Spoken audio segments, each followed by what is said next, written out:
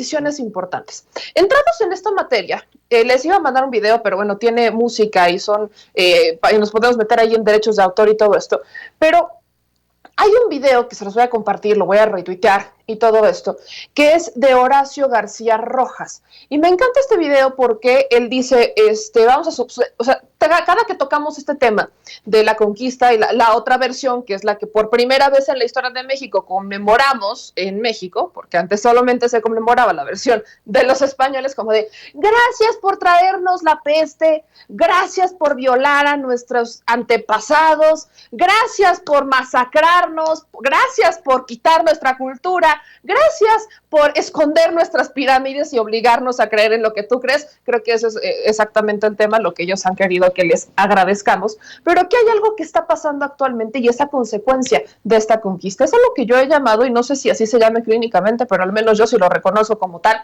que es el fenómeno de la postconquista y colonialización. ¿Y qué quiere decir este fenómeno? Y es que hay personas que lamentablemente no han superado que ya nos independizamos, no lo han superado.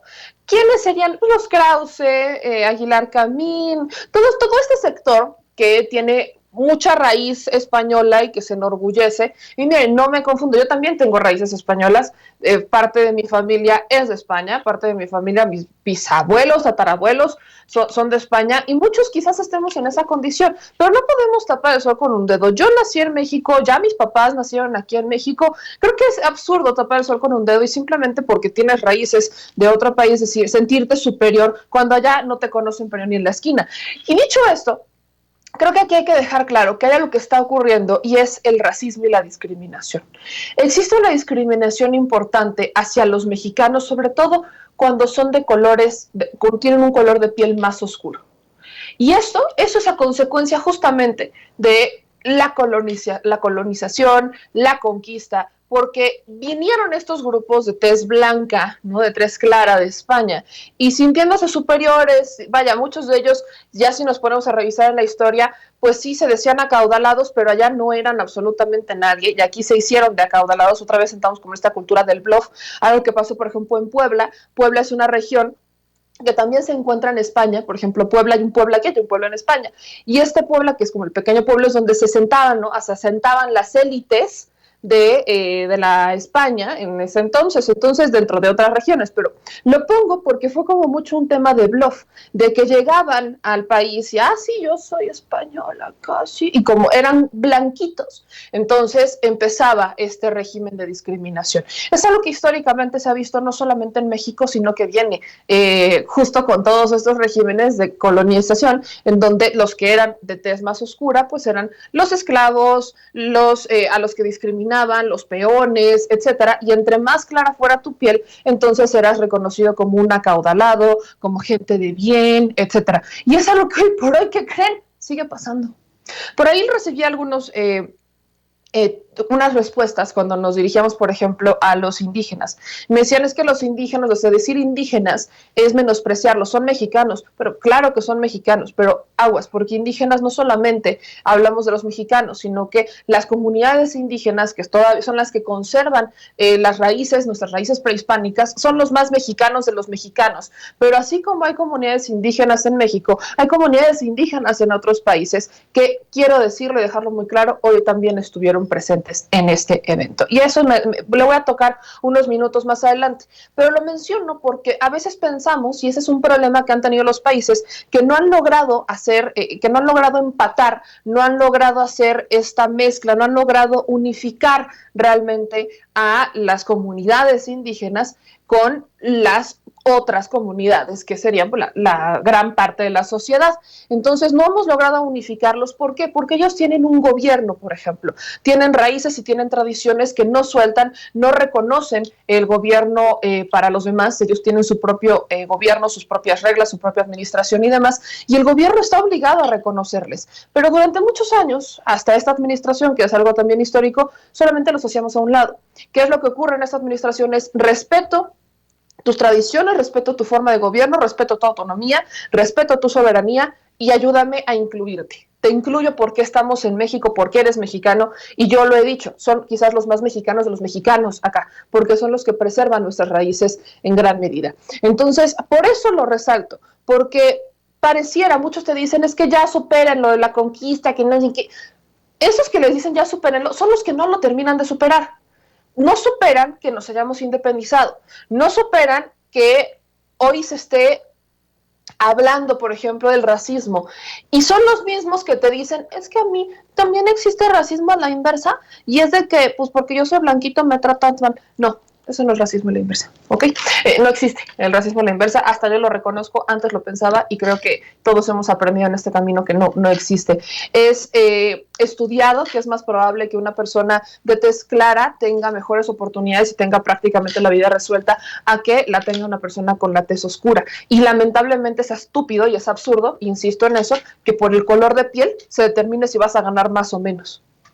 Y eso está pasando actualmente y es a consecuencia de lo que habría ocurrido hace 500 años. Entonces, si no logramos entender la importancia de levantar y de reconocer que existen dos versiones de la historia y que las dos versiones cuentan cuestiones completamente distintas, entonces creo que no estamos entendiendo la historia. Muchos le llaman el adoctrinamiento de López. ¿Cuál adoctrinamiento? Se llama historia. Que para ellos no sea reconocido como historia es distinto porque, insisto, todavía, y es curioso, ellos buscan que se considere solamente su versión con la versión de los victoriosos, que es normalmente la que hemos mundialmente conocido, pero lamentablemente ellos siguen de agachones con España, o sea, hay alguien a quien ellos reconocen superior a ellos, pero nunca lo van a decir públicamente porque hay que pena. ¿No les hace como un poquito no sienten que es un poco ilógico? Yo siento que es bastante ilógico, porque lamentablemente mientras ellos dicen, ay, es que no sé, ustedes porque ay, se sientan así, ay, ya supérenlo, ellos son los que justamente han estado y piden y exigen ya no solamente estar bajo la bota de España, sino estar bajo la bota de Estados Unidos, que es todavía peor. Cosas que pasan en este México lindo y bonito.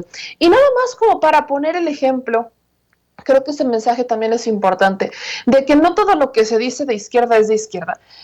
No, yo sé que no vale la pena, ya son como un cero a la izquierda, ya ni siquiera, vaya, me repitan más a mí. Vamos a ver un tuitcito de Jesús Ortega Martín, es uno de los famosos chuchos. Escuchen esto, dice, apropiarse de la historia para tergiversarla es lo que hace López Obrador cuando reivindica nuestro proceso de formación como país. Solo el pasado indígena de solo el Tenochca, se apropia de la historia nacional para acomodarla a sus necesidades políticas. Y este hombre se dice de izquierda. Yo sé, por eso lo retomo, porque este es un hombre que se dice de izquierda. Es un hombre que vaya, no entiendo cómo se dice de izquierda, pero entonces reconoce, porque en su tuit estaría reconociendo que son superiores los españoles. Yo no logro entender a alguien que sea fiel a esta ideología y que al final se diga de izquierda. No me entra en la cabeza, no me entra. Pero entrando en la lista de los tweets bastante desafortunados de Jesús Ortega, hay otro que tiene que ver con el regreso a clases, y aquí creo que se ejemplifica por qué este hombre tendría que regresar a la escuela. Ya lo borró, por cierto, pero qué bueno, bendito sea Twitter, que nos permite ver tweets aunque sean borrados. Dice Jesús Ortega, hace unas horas, hoy en la mañana, insisto, ya lo borró. López Obrador ordena que las clases se lleven de manera presencial, pero obliga a las madres y padres de familia a firmar, ahí hágame un paréntesis, ajá, ok, regrésenlo a la primaria, por favor, a firmar un documento que los hace responsables de lo que les suceda a sus hijas e hijos. En la escuela, el responsable de la integridad de los niños es el gobierno. Ay, permítame inhalar y exhalar un poco, porque me entra el mimiski,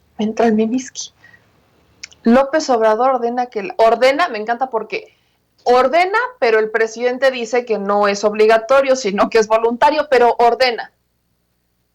O sea, ordena, pero no lo ordena. Ordena, pero es voluntario. Creo que este hombre no ha logrado entender de qué significa regreso voluntario, y que si usted no quiere que su hijo regrese a clases, lo puede seguir teniendo en casa y van a seguir implementando el programa de escuela a distancia y clases virtuales y la televisión y el radio. No checa.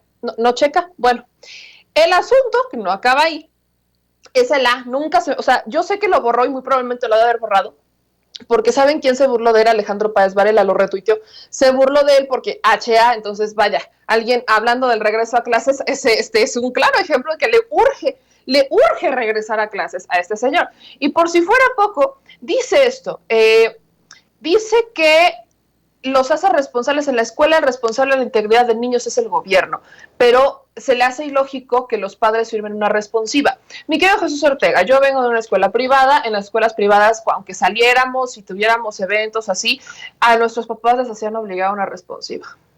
Probablemente si Jesús Ortega tiene hijos, le habrían obligado a firmar una responsiva alguna vez en la vida, así que no, porfis, por piedad. Y ya para cerrar, retomando